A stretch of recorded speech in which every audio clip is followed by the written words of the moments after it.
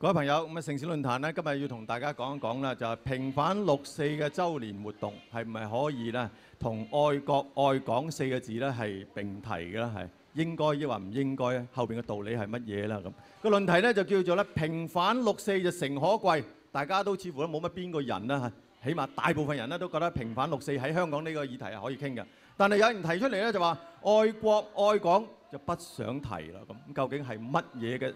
愛國愛民就不想提，咁啊究竟係背後啲隱藏住乜嘢嘅一啲諗法喺度咧？咁啊今日請到4位台上講者嘉賓咧，同我哋傾一傾。嗰個第一位咧就係李卓人先生，係支聯會嘅主席，歡迎你李卓人。早晨。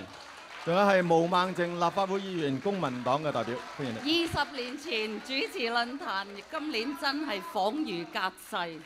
歡迎再嚟到啊！咁啊仲有係劉銳紹先生，係時事評論員。大家好，大家好。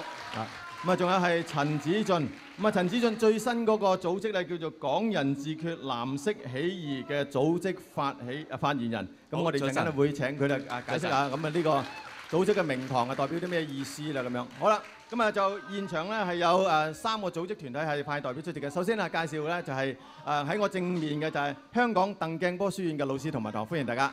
好，歡迎。咁啊，旁邊咧就係順德聯誼會梁銶琚中學嘅老師同埋同學。歡迎大家。咁啊，仲有咧就係喺旁邊嘅呢個綠色衫同埋白色衫嘅朋友咧，佢哋咧就係支聯會組織嘅廣場的日與夜嘅學員，歡迎大家。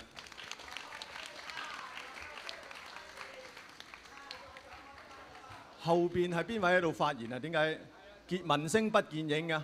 嗱，我哋而家做緊節目，好嘛？如果有興趣嘅咧，就可以攞飛入嚟；如果喺出邊咧，就可以安坐呢個位置上邊啦。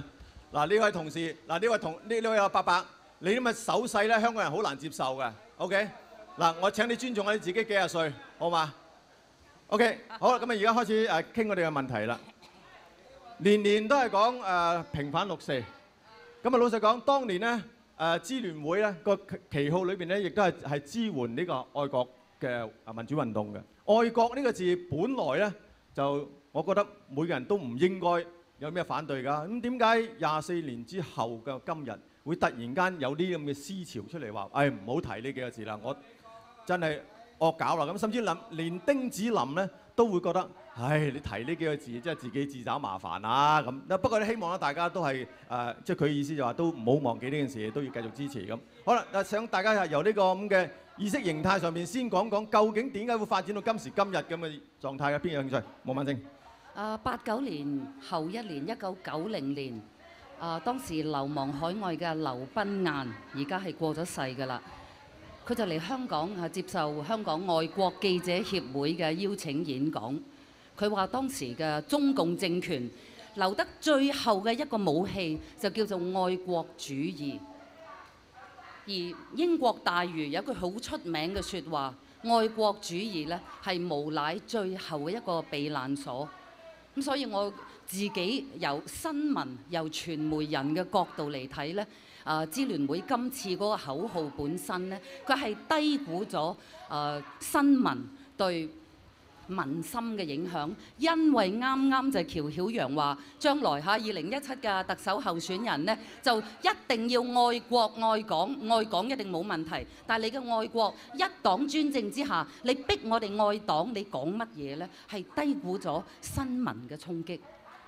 即係首先，李卓人兩方面咧，一方面咧就大家記得咧，89民運係叫做愛國民主運動。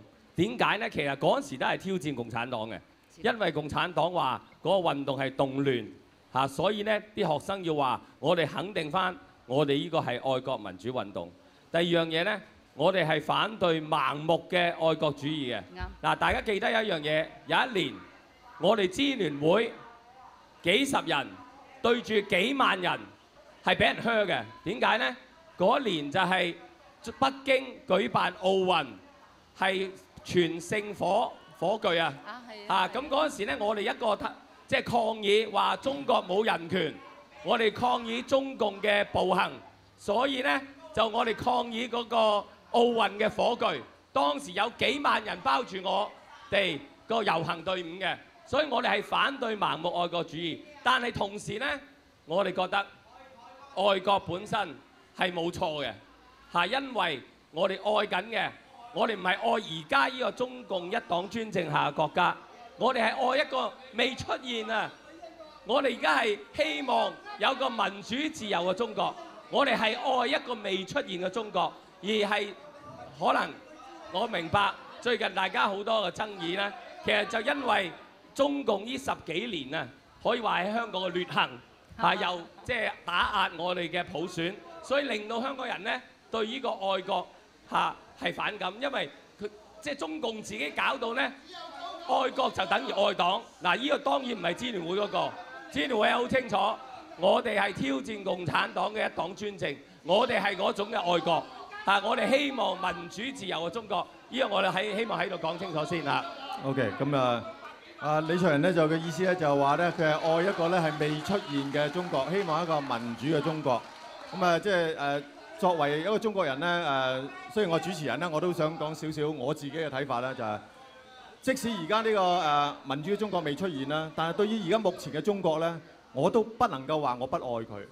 原因咧就係有13億人民喺度，有固有嘅文化喺度，有固有嘅土地喺度。我不能夠話我不愛呢個祖國，但係咧，中國政府佢就有好多倒行逆施嘅一啲措施咧，真係令人咧，即係你又叫話。你大聲都講愛國啦，有時咧真係好鬼唔憤啊！你知唔知啊？即係有網民叫你做大中華交啊嘛，係好史俊，你解釋下究竟港人自決藍色起義嚇，同你以前即係嗰個組織而家個演變個過程係究竟係點樣？你嘅理念係轉變喺邊度？同埋點解今次提出類似嘅話都唔好搞啦，愛國兩個字都唔好搞啦咁樣？其實可唔可以解釋埋咩叫藍色？好，點解要藍色？ OK， 咁其實咧，成個運動啦，即係我哋以前覺得啦，即係我離開咗個香港人嗰個組織啦，咁就我覺得個思維開始有少少開始變化，同我初頭嗰個諗法開始有少少背道而馳，咁所以我就離開，咁就點解要而家我就有個新組織叫藍色起義咧？藍色咧，即係我代表，即係一個好似好 natural 嘅顏色啊！即係好似綠色咁樣，藍色都係一個海嘅顏色，我覺得好 natural。咁所以我就會用一啲即係比較自然少少嘅顏色啦，去做我哋嗰個主題嘅顏色啦。咁起義其實就係我哋近呢幾十年啦，香港嘅民主啊或者自由其實一路開始倒退緊啦。咁所以我哋即係想用一個。即係我哋百幾年前，孫中山喺香港做咗好多嘢，我哋可以希望可以傳承孫中山嘅精神，繼續去即係喺香港呢個即係暫時未被侵佔嗰個土地上面做一啲嘢，為我哋自己嘅即係自己未來做一啲嘢咯。咁啊點解即係覺得愛國兩個字都係麻麻地咧？其實點解會愛國有問題咧？咁樣就係話近呢10零年啦，即係我用一個新生代去睇啦。呢幾年香港有好多個中港矛盾啦，咁其實愛國冇問題嘅。對於每個人嘅睇法，佢哋可能去愛佢哋嘅中華人民共和國，愛佢哋嘅中華民國，甚至佢話係英國人嘅，愛嘅英國冇問題嘅，因為香港其實呢個歷史嘅關係咧，咁而家講六四啊嘛，講六四愛國啊，梗係講即係大陸人民共和國啦，土地啦係嘛？咁未必共和國。其實我冇問題嘅。你愛咩國家都冇問題嘅，但係有一樣嘢就話唔好包死，就話做一句嘢出嚟就話要所有人去同意，呢個係即係可能係新生代覺得嘅一個即係問題所在咯。嗱，香港人講起義咧就好似即係好求其講嘅，但問題咧就係呢啲説話俾上邊聽到咧，北京政府聽到咧就會覺得係好硬耳嘅。喂，咁起義係咩意思先？有冇武力嘅成分？冇嘅，可能我如果我有武力咧，如果我有武力嘅話咧，我就係孫中山啦。但係咧，我覺得香港咧，即係而家呢一刻咧，都未去到有個要用一個武力去推翻一啲政權啊，甚至推翻一啲專政者咯。咁我覺得都係用一個比較和平嘅方法去做會比較好啲。暫時係依家呢一刻嘅香港嚟講。OK， 好，咁啊，劉喜少。對於上述3位朋友嘅睇法，你有冇乜嘢嘅觀察？我嘗試先從丁子霖個角度先諗一諗。我理解佢今次點解反彈咁大，但係我唔會因為佢今次反彈咁大而認為佢唔愛國。點解呢？丁子霖個仔蔣捷連喺6四嘅時候身亡。呢件事係喺6·4之後第一次公開呢，就係當時我哋辦嘅當代，係喺裏邊第一次公開，就係佢同佢屋企人張哲烈嗰啲相。佢當時丁子霖寫俾我哋登出嚟嘅信件裏邊，其中有一句，佢都肯定佢個仔嘅行為係愛國精神，係愛國精神嚇。所以佢裏邊講到，佢而家係追隨丁文江即係佢阿叔嘅愛國獻身精神走了，用生命實踐咗自己嘅誓願嗱。所以丁子霖睇今次嘅事件咧，佢都覺得係愛國嘅。點解佢會覺得而家咁難聽呢？我哋要設身處地睇睇佢個環境，佢係喺國內咁困難嘅情況、咁壓迫嘅情況之下，佢係睇到等於佢個公開信裏面所講嘅，希望係越嚟越細，絕望係越嚟越逼近。雖然我理解佢呢個感覺，尤其是呢係支聯會徐先生嗰個信件嗰個電郵裏邊呢，對佢係最大嘅刺激。我覺得呢個係令到佢反感嘅最大原因，而唔係因為佢唔愛國。嗱，所以我覺得支聯會呢點係值得反省嘅。跟住呢，我就覺得支聯會而家你話從個效果、從個策略嚟講，今次嘅燭光晚會裏邊暫時唔提愛國愛民呢，我係理解嘅嚇，我係接受。但係我希望支聯會唔好因為咁樣以後就唔講愛國，因為好多時候你話，即使丁子霖佢都覺得愛國呢個名詞係俾好多人，包括政權，佢嘅行為係污染咗、扭曲咗、壟斷咗。我正因為咁諗，我先調翻轉頭。既然佢哋要扭曲，我哋係咪要將佢扭翻正呢？共產黨嘅政治文化裏邊有一句説話，佢話我哋要鞏固自己嘅陣地，同時要佔領別人嘅陣地。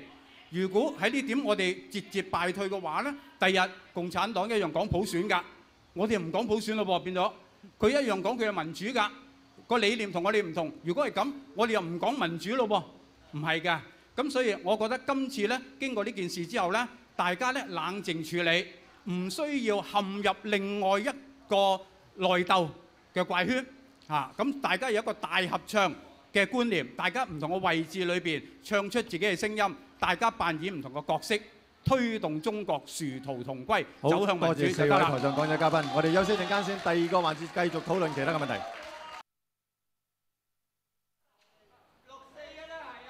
好，我哋繼續翻嚟咁嘅議題，就係平反6·4就誠可貴咁，但係有人咧提出咧就係愛國愛民咧就不想提啦。咁啊，剛才大家都表述過咧，有一啲理念啊，究竟覺得呢件事係點樣發生㗎啦？咁啊，對彼此之間嘅意見有冇乜嘢回應啊？冇反正。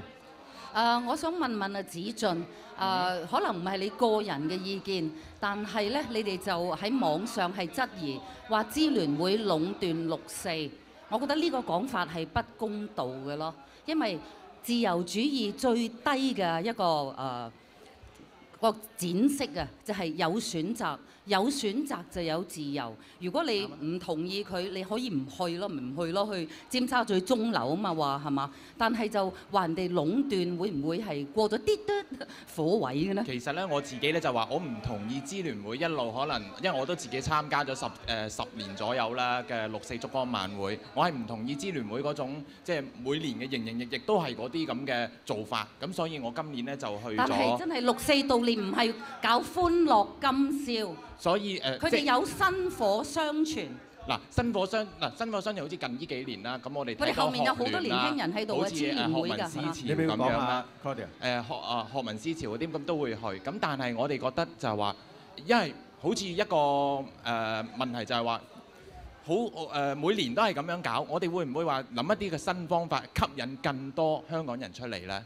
因為現在我哋89年100萬人行咗出嚟，咁但係我哋而家每年可能最高都係30萬左右嘅人去6·4燭光晚會，同埋去遊行萬零人咁樣。咁我哋可唔可以喺一啲其他地方喺每個區嗰度都會搞一啲小型嘅一啲悼念運動，去令到更多人能夠參與？你去尖沙咀鐘樓係嘛？精神支持咁都。多謝你。OK， 咁啊，但係阿劉銳紹咧，剛才講到話，即係希望咧大家明白到即係愛國呢兩個字咧真正嘅意義。你聽完佢之後有冇咩回應？其實我到而家咧，我可能身為即係普通香港人啦，我對於愛國呢樣嘢咧，我而家仲未好清楚嘅。究竟點樣愛國咧？即係其實好空泛啊！究竟你因為而家北京有北京嘅講，香港有香港嘅講，究竟嗰個最精神、最精要嗰樣愛國嗰種精神喺邊度咧？咁呢個我其實而家近呢半年嚟講，我都喺度思索緊嘅，係啦。好嗱，我本來阿仁講先嘅，我喺呢度即刻回應下先。好，我非常理解佢哋嘅，所以私下我哋好多偈傾嘅，你問下佢哋知啊。嗱，我點解話理解佢哋咧？我會將佢哋而家呢一個思維嘅狀態係睇成一個變化緊嘅狀態，我唔睇成係一個終止嘅狀態，我唔睇成係呢個你60歲都係咁睇，我唔係咁睇嘅。點解咧？我睇呢啲問題，我都有經歷過。我年青嘅時候，我年青嘅時候亦都有一批咧，好似即係子俊你哋咁樣比較前衛啲嘅，譬如好似係70年代有托派啦、甲馬盟啦，係嘛？但係我後來發覺呢批朋友咧，喺後來6·4嘅時候，黃雀行動背後就係呢批人喺度幫手啦。佢哋嘅諗法係改變咗嘅喎，所以我諗大家唔需要因為而家有一批年青人覺得佢正話講嗰啲愛國係乜嘢，對佢哋嚟講係迷茫，唔好因為咁樣就責怪佢哋。調翻轉頭，你睇佢哋係一個演變緊嘅過程，從以前激烈前衛嘅朋友到今時今日，佢哋係用緊唔同嘅方法嚟推動緊中國起變化。咁所以我諗睇從咁樣從一個發展嘅角度睇佢哋咧，就公平啲，唔會陷於矛盾揾交嗌。另外咧就係佢正話講到個問題，會唔會越嚟越疏離咧？啱啦，越拉越遠喎。非常好，阿峰。佢正話講呢一樣嘢咧，正係支聯會你以後要做嘅嘢啦。除咗每年搞6·4嘅燭光之外咧，你哋嗰5個要求裏邊咧，係一環緊扣一環嘅。咁但係我亦都希望大家多啲注意。你講5個要素係咪？好多朋友唔知嘅嚇。等佢介紹。Okay. 我只係想好快講。其實大家冇留意到，每年支聯會喺6·4之前都搞咗系列嘅講座㗎。今年咧我諗有6個至7個嘅講座，我都有去講嘅。裏面講嘅咩內容咧？就係講愛國啦。就係講乜嘢係愛國嘅內涵。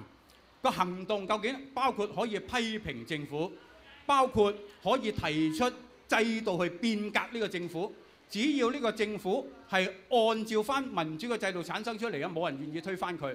但係如果佢唔順應嘅話咧，人民係可以提出聲音嘅。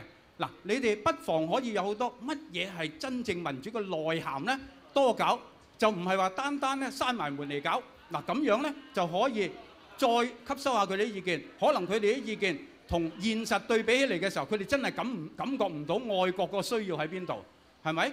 咁所以咧，我覺得今次嘅事件過咗去之後咧，支聯會應該揾適當嘅時候嚟搞公開嘅活動。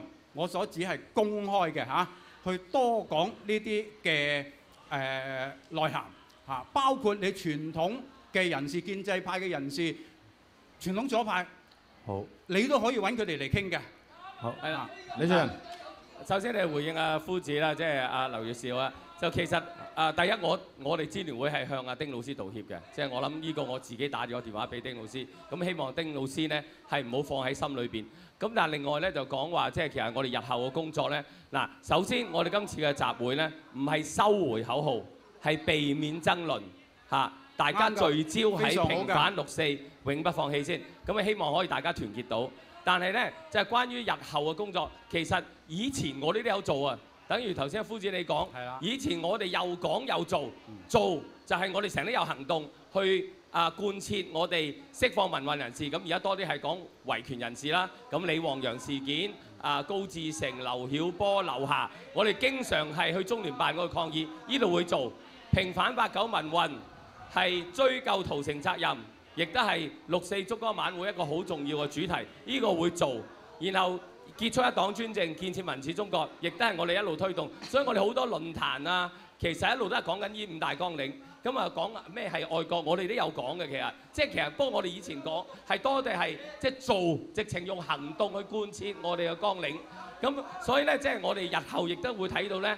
既然今次個題目標出嚟有個正面嘅作用嘅，就係以前咧我哋就係批判中國共產黨之下嘅中國，而家要講下多啲係即係深入啲、沉澱啲嚇，每個人自己點睇啊？而家我哋身處喺香港，即係好似阿子俊咁，其實我哋本身係愛國，你覺得可能模糊，但愛港大家係唔模糊㗎。但係我成日都覺得就係我哋香港人係安心立命喺香港，而個出路喺邊度呢？就係要出路就係要一個一黨專政下嘅香港，都要中國係民主化，香港先有出路。我成日都講一樣嘢嘅，我哋香港要爭取普選，我哋一定會抗爭到底。但係如果中共一黨專政喺國內係鎮壓人權、鎮壓言論自由，喺國內裏邊完全係收緊嘅話，佢喺香港，佢同樣會高壓手段，同樣會鎮壓。所以中國人民被鎮壓，香港人民就被鎮壓，兩個抗爭，我哋要抗爭都係同一個抗爭，所以我哋要支援內地嘅抗爭，利益都係為香港人、為中國人，希望可以揾到一個我哋可以安心立命嘅香港。安心立命嘅國家，咁呢個就係我哋嘅目標。咁希望大家即係將個目標大家一齊，其實冇分歧嘅。但係最後我仲想回應一樣嘢呢，就係即係你講悼念活即係我哋六四燭光晚會儀式化，但係好坦白講，悼念就係悼念，六四亡靈係主角啊！大家記住，我哋要悼念佢哋。咁悼念呢係即係唔可以話多元化悼念冇嘅。當然有啲內容嗰啲我哋可以更新，但係你話如果分散香港唔同地方搞呢？即係我覺得就大家睇唔到個力量嚇。丁子霖成日講，或者好多民運人士講，維園嘅燭光如海係對佢哋嚟講一個最大嘅鼓勵嚟嘅。我哋香港人做到佢哋想做嘅嘢嚇。如果我哋要搞悼念活動分散嘅話咧，可以之前做。我而家諗緊條橋就係之前我哋做多啲唔同嘅悼念活動，但係嗰晚6、4唔該大家一齊嚟維園啦。好精簡。係6、4，我一定會嚟維園。我亦都非常痛心疾首嘅呢，就係香港人呢係今次事件呢係被分化，呢個係痛心疾首嘅。但係問題係我有一個疑點呢，你話中國冇民主，香港都冇民主，咁我哋而家全部可以收工返屋企㗎啦。中國而家係冇民主嘅，香港有啲多嘅自由仲喺度。香港係中國所謂中國土地上唯一仍然可以悼念6、4嘅土地。我哋起碼有一國兩制，我哋仲有基本法，我哋一定要爭取民主，就唔可以俾佢講咗嘅説話唔算數。2017年一定要一人一票選特首，呢個就係香港嘅普選。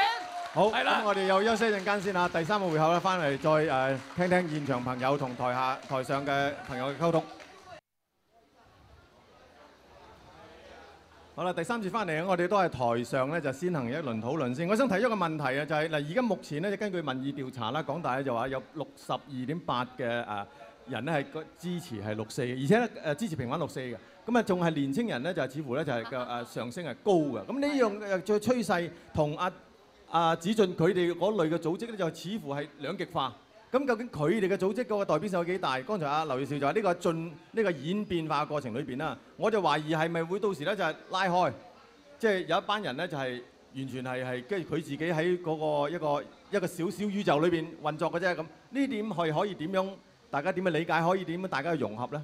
不過我想問下子俊咧，因為佢其實佢自己都覺得咧應該搞6、4悼念活動嘅，只不過佢覺得即係你頭先批評我聽到啦，但係我都解釋咗，即係話真係悼念就係6、4亡靈喺悼念儀式裏邊咧，希望大家咧係俾翻個心情嚇，即係我哋好記得90年嗰陣時，我哋有個口號咧係不想回憶，未敢忘記，咁我哋仲讓無忘6、4呢個精神係繼續大家過嚟維園，即係我相信頭先主持講謝志峰講話，其實好多人都係支持平反6、4，只不過可能佢哋有啲唔同嘅睇法，但係我都希望佢哋翻嚟係維園嗰度啦。但係我仲要講一講咧，就係頭先回應兩位咧，就係關於即係中港嘅民主關係嗰度。嗱，我嘅睇法係好清楚，第一中國人民維權嘅抗爭同香港人民普選嘅抗爭係同一個抗爭，得對同一個敵人。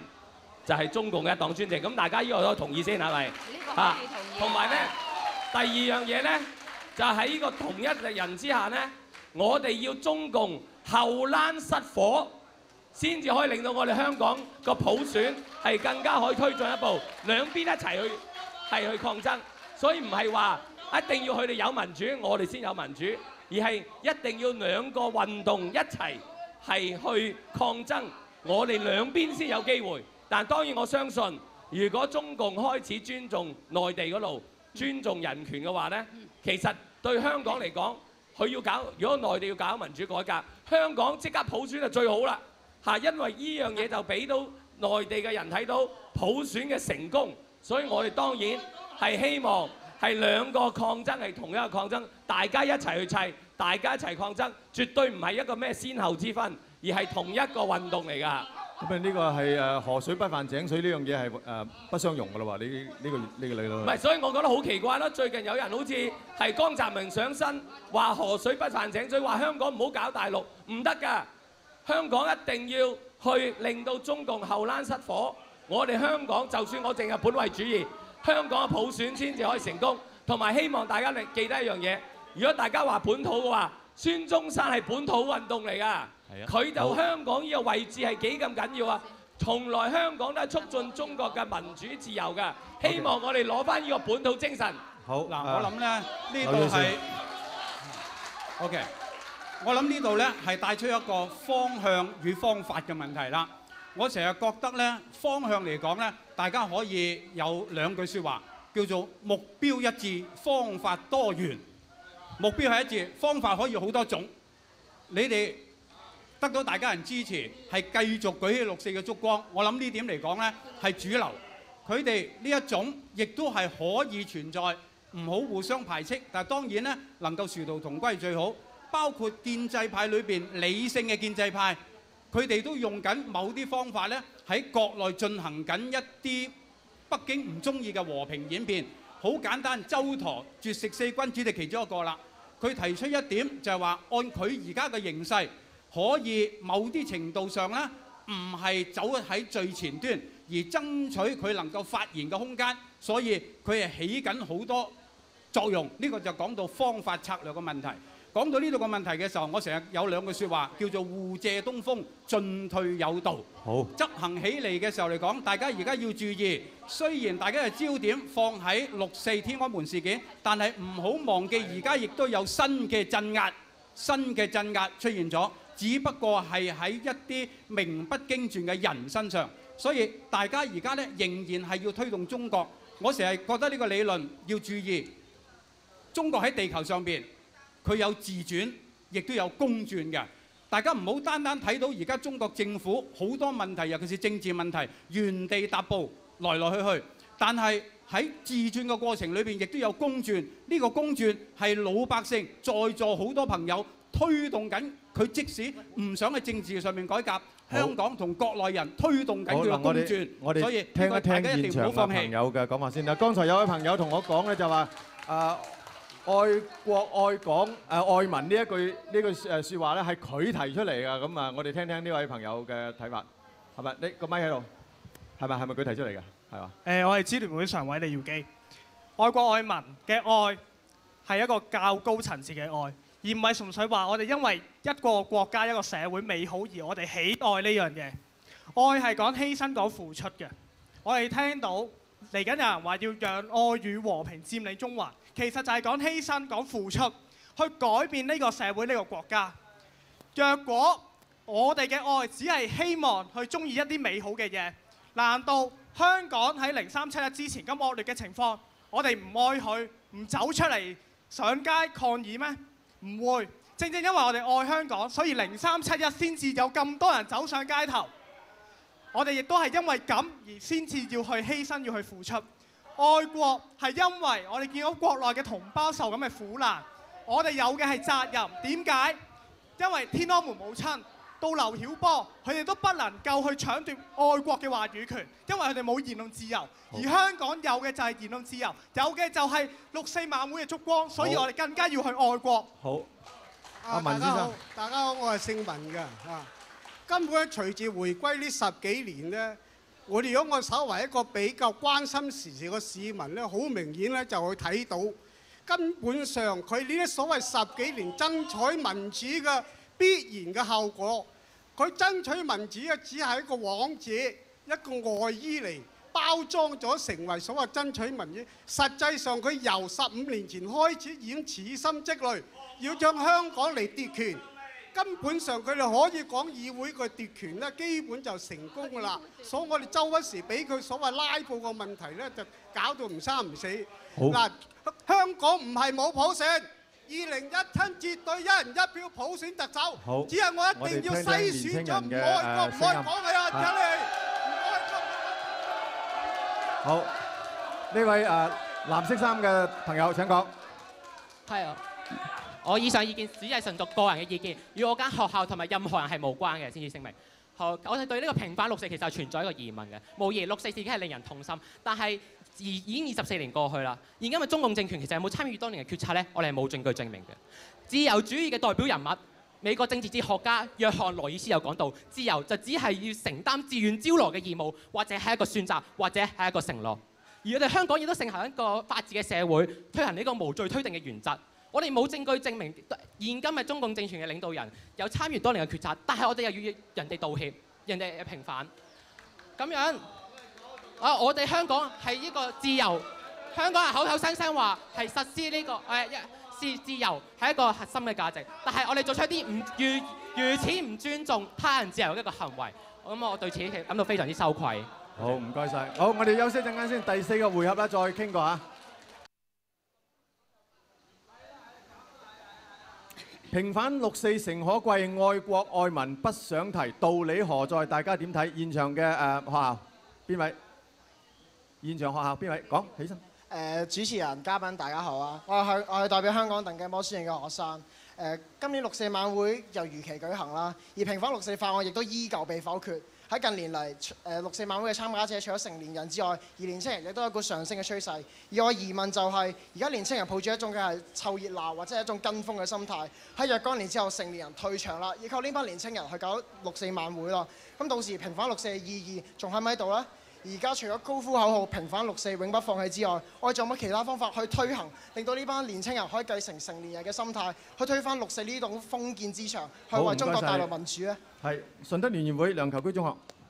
大家好，我係順德聯誼總會梁銶琚中學嘅學生。咁就翻六四集會呢一個嘅本質嚟講咧，我認為佢除咗係悼念要求平反六四，我哋之外，仲表達咗香港人嘅一種政治表態，就係我哋唔遺忘，亦都仍然咁去説不嘅。咁與此同時，咁其實有啲參加者佢可能佢哋正如黎宇少先生啱啱所講，佢哋可能係迷失緊，唔知自己愛唔愛國嘅喎。咁如果李卓人先生你支聯會喺呢個時候定呢個口號，定咗呢個門檻嘅話，咁係咪如果佢暫時認為自己唔愛國，佢就唔可以參加呢？或者其實你有冇諗過此舉係會令到香港呢個六四集會嘅人數係參加少咗，或者個力量直頭係細咗，令到香港嘅呢個政治嘅範圍上面係分裂咗咧？好，唔該晒。廣場的日與夜嘅學員邊位？係咁咁大家好，我叫 Jimmy。咁咧，我想講就係咧，依家有63% 嘅人咧都係支持平反六四嘅。咁但係問題係，愛國係咪一定要愛國或者係愛中華人民共和國先至可以支持平反六四咧？呢個我係覺得。我哋嘅香港人嘅最大公約數就係平反六四，唔係因為我係中國人，我要愛呢個中華人民共和國先至可以平反六四。其實我哋呢個人，我哋呢一代嘅人對中國都有好多疑問，都有好多唔了解，但係我哋都相信，我哋都了解呢個六四係一個錯誤，係一個 human being 人類一個最大錯誤。我哋作為一個人類係一個人知，我哋唔係因為中國人或者台灣人或香港人而先去平反六四。好，唔該。藍色衫嗰位，我係自由黨嘅吳龍飛。其實六四呢件事其實係真係悲劇嚟㗎，亦死傷好多人嘅。哎呀，自由黨即係係一件好傷心事。當年我都係歷歷在目嘅，我亦希望呢件事永遠都唔會發生。而經過呢件事咧，其實我哋自由黨嘅就覺得係呢件事歷史自有公論，同埋經過呢件六四嘅事嘅自有嘅。其實中國不斷喺度反思改革，同埋喺度進步同不斷發展。其實20年前同埋今日嘅中國已經有不斷嘅改變㗎啦。例如啲咩改變？而我希望咧，中國咧未來咧都能夠發展一個成為民主你可唔可以解釋下佢有乜嘢嘅改變啊？我睇唔到佢喺六四事件上有咩改變喎？嗱，其實你有冇翻過大陸裏邊啦？你有冇翻過？其實呢20年裏邊都間唔中都有嘅嚇。改變㗎，係咯。你係講經濟狀態嘅改變係嘛？好多方面都不斷咁改變，一步一步咯，係啦。OK 好，民主黨。民主黨嘅楊浩然，正話嗰位同學提到話冇證據顯示中共政權參與，我提議呢位同學翻去睇翻啲歷史，睇翻當時嘅新聞報導。如果冇政權參與，點解有30萬嘅軍隊駛入北京城？點解鄧小平喺屠城之後走去慰勞啲軍隊？第二講到嗰個愛國嘅口號，因為愛國嘅口號係長期以嚟俾中共政權係騎劫咗、扭曲咗，作為統戰嘅工具。我哋正係因為咁樣，我哋先需要提出呢個議題去澄清呢樣嘢。我哋係教育我哋嘅下一代，尤其是而家國民教育嘅時候。但係喺呢個關頭，我希望大家放低呢個爭議，我哋凝聚我哋最大嘅力量，一齊去要求平反六四。好多謝你，工黨。工黨請講。或者我見得到咧，有新嘅一代或者部分嘅市民咧，可能因為側重於普世價值，有一個顧慮到香港有啲非華裔人口啊，或者恐懼我哋赤化嘅教育，所以我對中國呢個因素咧避而不提。但係我哋的確喺24年前係有好大嘅愛國成分喺度，就係因為關顧我哋嘅中國，而150萬市民挺身而出，呢一個係絕對存在，而且不能夠抹殺。所以我哋今日去講翻呢個精神，更加係延續緊啲普世價值，唔係官方嘅愛國主義，而係關顧緊人民、關顧緊環境、關顧緊文化，而唔係對一個政權嘅效忠。司律好嘢。我係公民黨嘅李俊熙，喺內地有好多人想參加6四晚會都冇機會，所以喺香港我哋更加要珍惜我哋有得參加嘅呢個機會，因為我哋而家好多嘅自由都進一步被打壓，我哋要更加去珍惜我哋而家所擁有嘅。多謝。好，唔該晒。許金士老先生。我講過6四嘅本身嚟講反官倒係啱嘅，但係後來佢依附美國佬而家黃雀行動又話咩邊個搞，已經美國個遠東師退休嗰個嘢已經出個回憶喎，解釋咗呢樣嘢㗎，唔關支聯會事，支聯會冇嘢。李卓人曾經喺黃克競平台講過，佢帶300幾萬上去北京，有70萬咧留喺呢個北京飯店，到平息之後，嗰70幾萬唔知去咗邊度但係佢上一次講咧得200幾萬，嗰100幾萬係咪佢代咗咧？多謝你，許老先生。呢位朋友。大家好，我係余德寶，我係90後嘅學生。咁6四發生嘅時候咧，我仲未出世嘅。咁但係咧，我已經參加咗第4次嘅6四晚會。我每次參加嘅時候咧，點起竹竿，亦都係支持住我哋香港人係平反6四嘅。我哋新一代嘅人應該要繼續去接棒，薪火相傳，平反6四，永不放棄。多謝。好，唔該晒你，翻嚟台上，每人45秒，唔好意思啊。邊位有興趣先？毛孟靜先啦。我諗回應正話嗰位同學，佢提出嗰個嘅論點，即係話今日嘅執政者係咪當年嘅決策者咧咁樣？咁我諗咧呢一點可以好簡單睇到澳洲對當年被欺壓嘅華人，隔咗好多代佢都道歉。個作用就係佢喺呢個問題解咗個結，佢就可以以後更好咁行落去啦。咁所以中國一定要解咗6四呢個結。咁呢度呢，再帶出一個問題，今日嘅反應，我諗北京應該睇到年青一代對於愛國呢兩個字，其實係真係越嚟越淡忘。其中一個原因係北京喺政治上面冇改進。所以佢一定要多喺呢方面做嘢。如果唔係呢，好似台灣年青人咁講，你嗌佢講統一啦，係越嚟越疏離嘅。北京要注意啦。好，子俊先。其實成件事，我覺得6四件事，覺得香港人要反思一樣嘢，就係話究竟我哋做乜嘢要悼念6四？我哋係為咗我哋嘅自己嘅良知，同埋我哋當時係為咗自己嘅未來。因為當前政權移交，大家都驚啊！89年6四坦克車屠城，我哋要好重要一樣嘢就係話，我哋要揾翻我哋真正嘅6四精神，呢個先係我覺得，就算大家去有啲咩爭論支聯會嘅口號又好，點都好，大家都要參與6四嘅一啲運動。好，多謝你，唔該晒。兩位，毛孟靜。平反6四，你講到年輕人，各位。今日嘅城市論壇係並冇民建聯嘅什麼青年團喺度，佢哋唔敢嚟啊！起碼自由黨啊，佢講咗等於冇講嘅説話，佢都會走嚟講下。嗱，你正話講年輕人，一方面自覺係香港人，另一方面係絕對好多係支持平反6四，有冇衝突呢？係絕對冇嘅。6四爭取嘅係普世價值，係國際認可嘅人倫價值，包括當年年嘅爭取新聞自由係絕對冇衝突嘅。多謝。好，唔該晒。我想問一樣嘢，係24年前中共開咗槍，李鵬而家仍然喺度，係咪唔理？係咪唔去審佢哋？所以我哋而家所做嘅就係對追究屠城責任，希望大家一齊嚟維園追究呢個屠城責任，係不容中共開咗槍，就好似冇咗件事咁樣樣。好，唔該晒4位台上間獎嘉賓同埋2間學校同埋廣場的日與夜以及所有嘅朋友。咁啊時間到啦，咁啊下個禮拜再見。